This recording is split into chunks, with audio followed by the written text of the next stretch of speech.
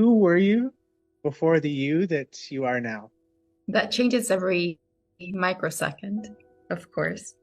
I will start by saying that I was fortunate enough to have a kickstart in life. I became a mother, a single mom when I was 16 years old.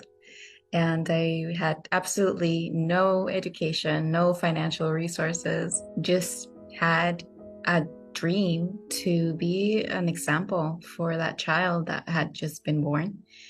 And I decided that I was going to become an astronaut, and that way I would be a good role model for her.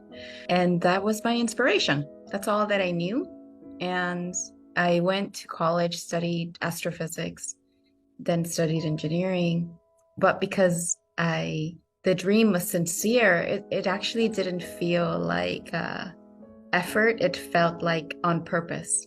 Then transitioning out of college with a degree in in physics and engineering.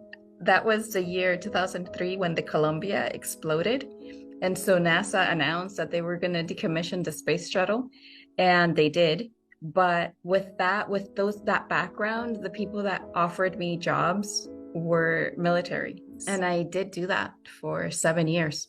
So this is where the land of shattered hopes and broken dreams came to my experience, because I never anticipated that that's what I was going to do with my life. And this is tying to this concept of purpose and what you were saying of how we put our energy into receiving an income, but it's not necessarily connected with purpose. So I realized that, and over many years, I went back to college, got a different degree, master's degree in design, transitioned from aerospace engineering to tech industry. And I did another 7 years of that at a high tech company here in Seattle. And it was still kind of like, oh, okay. But that sense of fulfilling purpose, it's almost like it starts to knock on the door. So you can accomplish all of these things. But what about meaning? What about true fulfillment? It's almost like there was something there that was really knocking for me. My daughter was already going to college, and I started to transition. So this is where you kind of just follow what feels exciting. I started to transition from being so driven every day to creating technology and growing in the corporate world.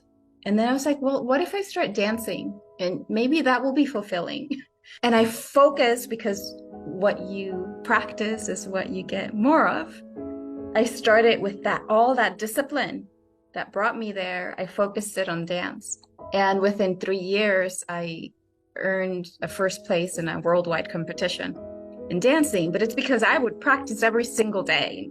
And so what I noticed when I had this like awakening moment was that I was practicing with discipline in the mind, but my heart, I didn't feel like a dancer. So there was like this disparity between heart and mind. And that's kind of like when that realization, Lee, I understood why I wanted to study physics, why I wanted to be an astronaut. I understood I want to understand my connection to the universe. I am the universe. And I didn't realize that. It was more like, oh, I want to understand physics, but not really understanding why I wanted to understand it. And the reason I bring that up is because once I realized that and I started to balance my heart and my mind, I felt that I won a competition 6 months before winning it. And I won the competition 6 months later, and I realized, oh, wait, there's like this whole reason why we're here that has nothing to do with the grinding. It has nothing to do with the intellect. There's something deeper. And so that was 6 years ago. A year after that, I quit my job, left my home, quit my dance team, and started traveling the world to find that connection and that meaning. And that's what I've been doing ever since.